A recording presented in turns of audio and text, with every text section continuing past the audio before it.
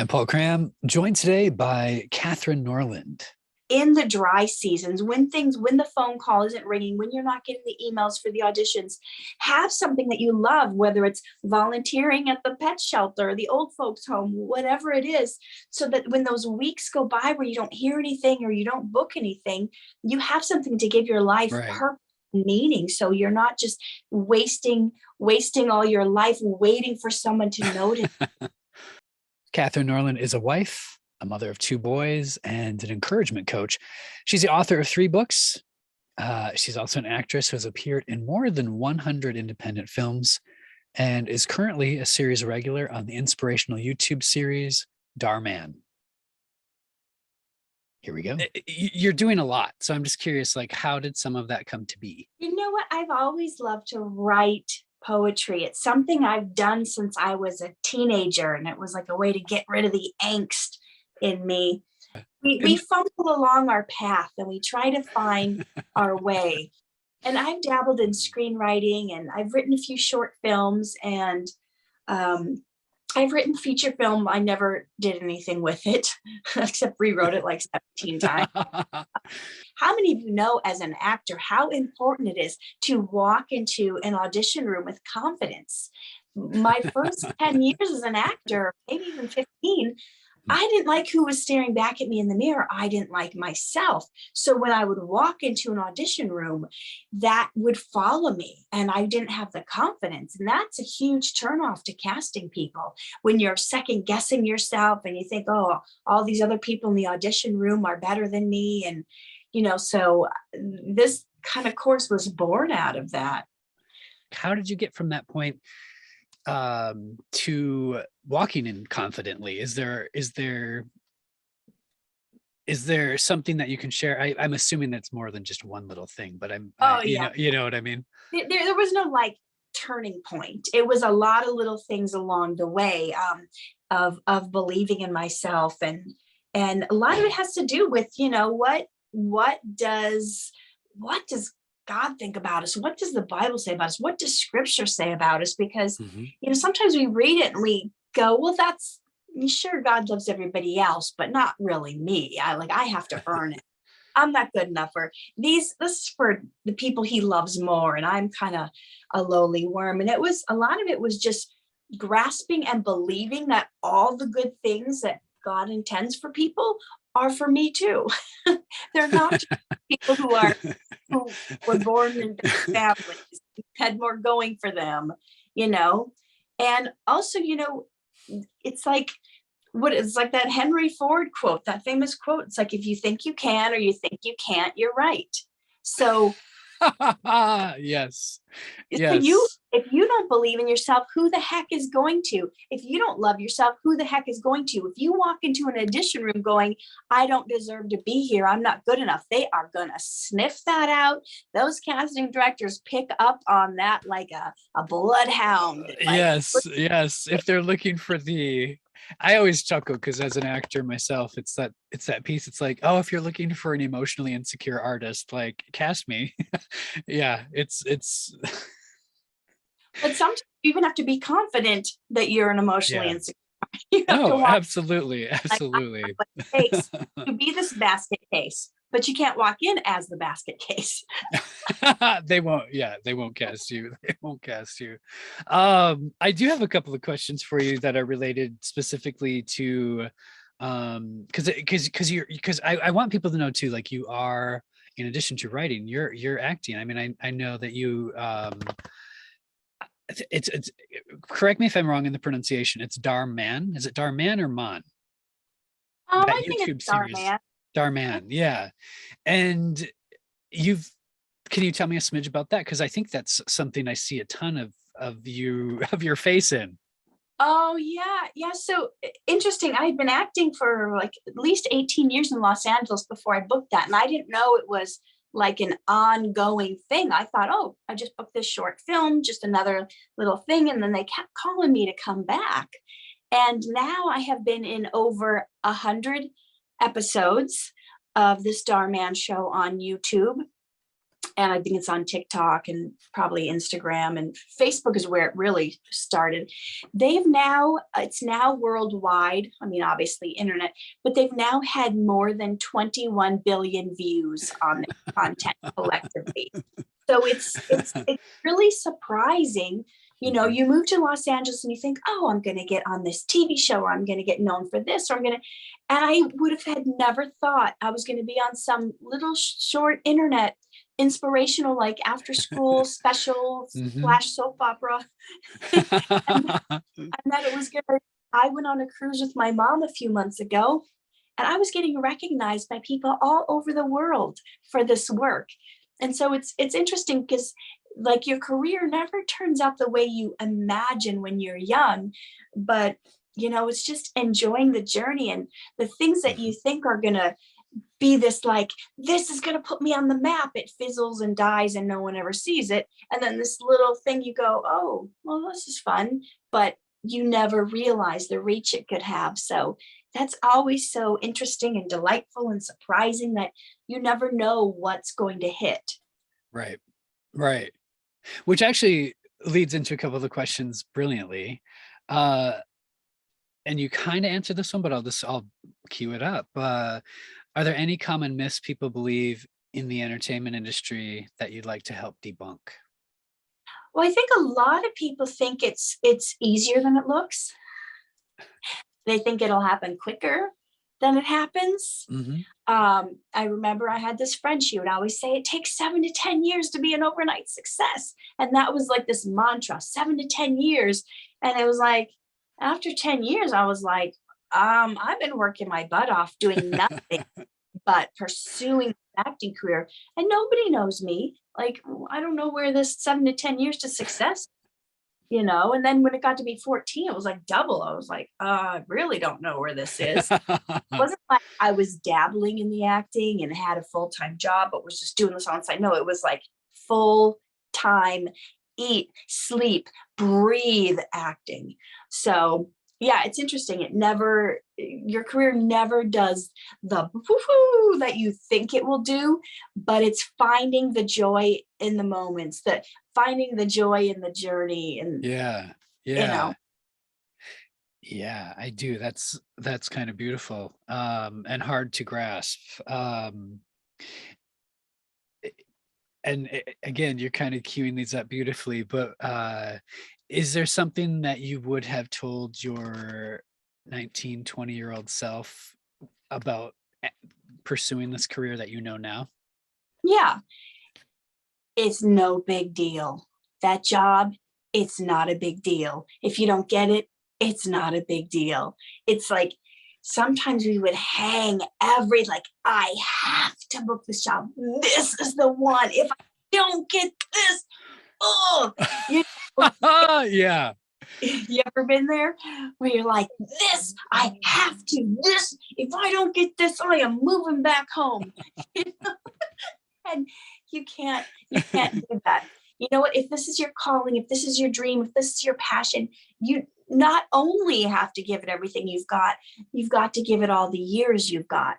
If this is something worth pursuing, it's worth pursuing for your life. If this is a dream that you're giving yourself a 5-year time limit, and if you don't do it in 5 years, you're going to go work at that accounting office, it's probably not your dream. It's probably not even what you're meant to do if you're willing to just give it up if it doesn't happen in your minuscule mind's timeline. So it's worth having, it's worth working for, and it's worth never giving up on. My sarcastic side's like, no, tell me what you really think. It's you have a lot of passion with this, and I love it because I do too. I am curious, are there any resources that helped you along the way? I was taking every single class that came my way. I was just trying to pull from all different directions, but not really a resource, but getting mentors. Getting mentors made the hugest difference for me. Getting people that I would talk to each week who believe in me, who would guide me. I had like a manager. They weren't even my manager, But a manager I had met at a networking thing, that I would meet with them every week, and they really spoke into my life and guided me. I had a couple of acting coaches that were the same way. So resources, I would say, level up by finding, even finding someone who's one or two levels ahead of you in the acting game to be your mentor. Don't look for someone who's a big movie star to be your number one. They don't have to read. Number two, they don't remember what the struggle was like.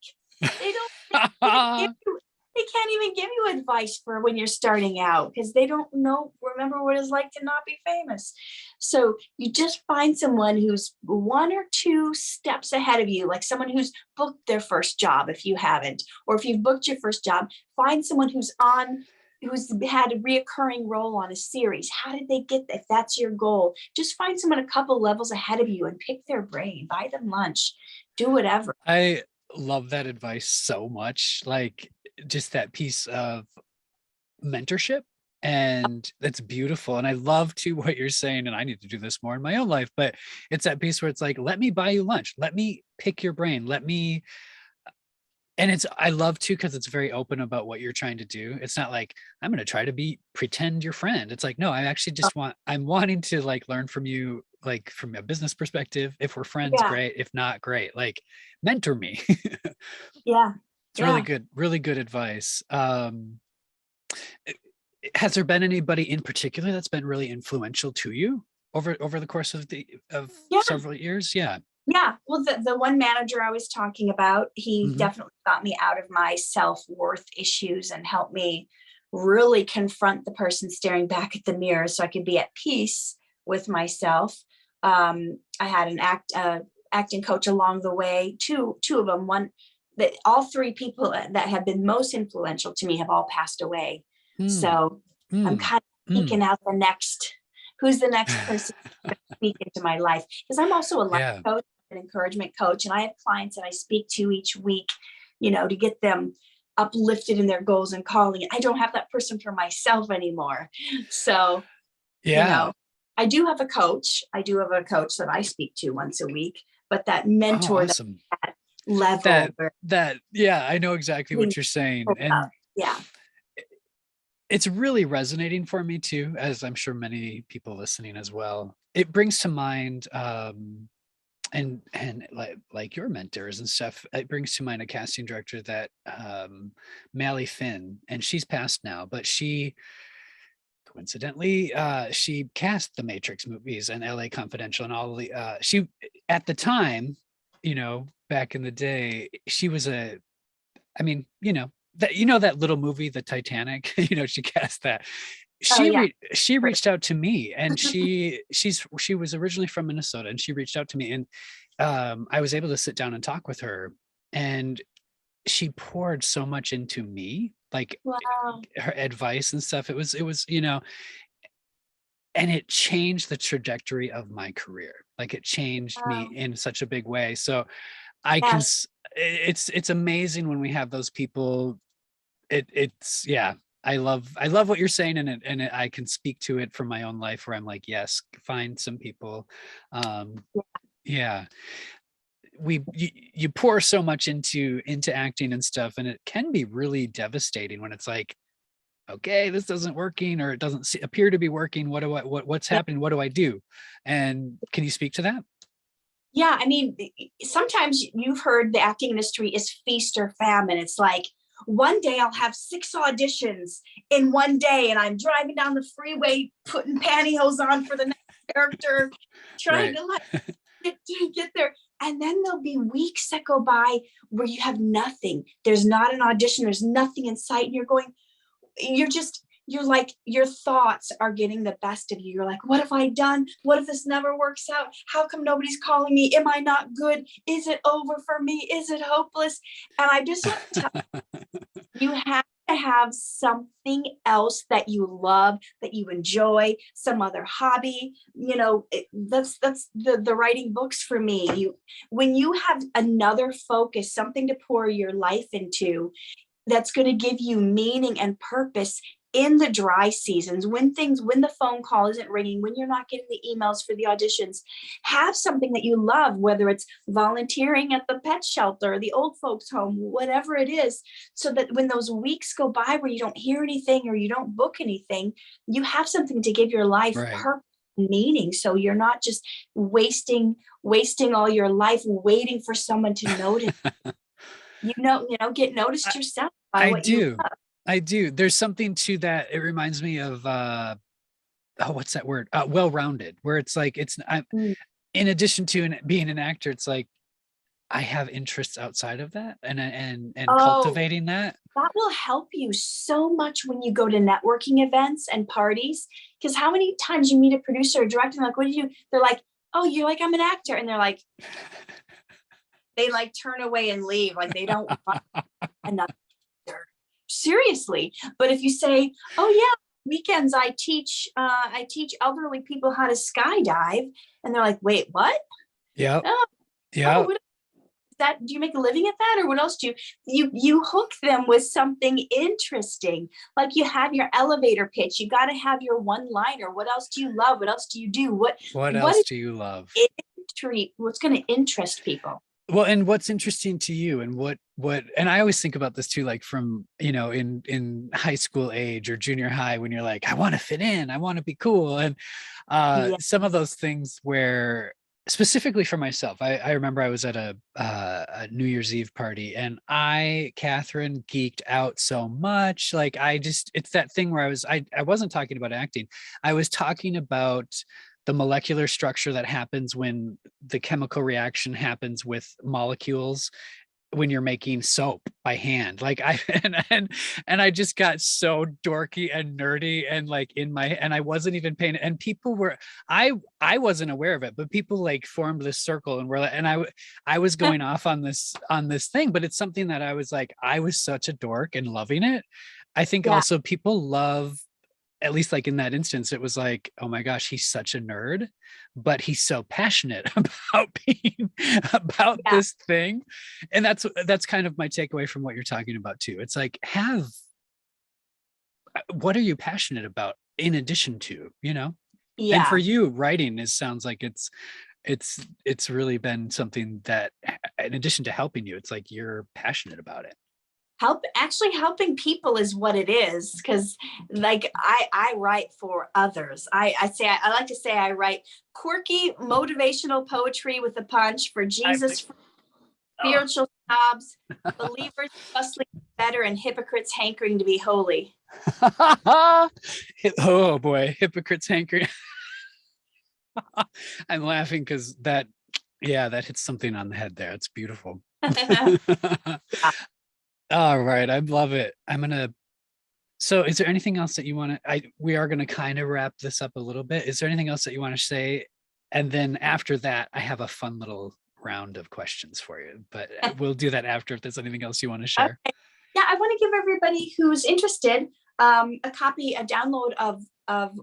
free download of one of my books. And this one is a fun one, because this talks about my insecurities in the acting industry. Cool. So how I overcame them and was able to actually like myself. So please share. Yeah, if you want to download this book, just go to poeticprescriptions.com/free book. poeticprescriptions.com/free book. And you can download that. Beautiful. Yeah, that's poeticprescriptions.com/free book. Easy. Mm-hmm. Yeah. All right. So I have just like lightning round questions. So you can think of them as deep as you want, or just like go on right on through them. But drum roll, and dark chocolate or milk? Dark. What is the most boring sport? I don't even know what cricket is, but that word came to my mind. Perfect. I don't totally know if I know either. It's very British. Weapon of choice in the zombie apocalypse? Well, as you may not know or may know, I made a zombie movie, and my character Scar had a batchety. So it was a bat, but when I clicked the lever, a machete came out. So that was the weapon. Bat Shetty. I have not heard of one of those before, and that's My husband made it. that's He just awesome.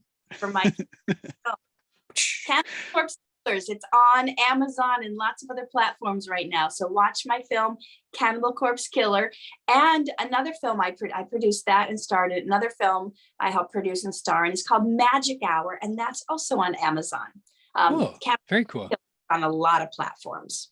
People can go check out the Bat Shetty. Yeah. What fictional character are you most like? Fictional character. Wow.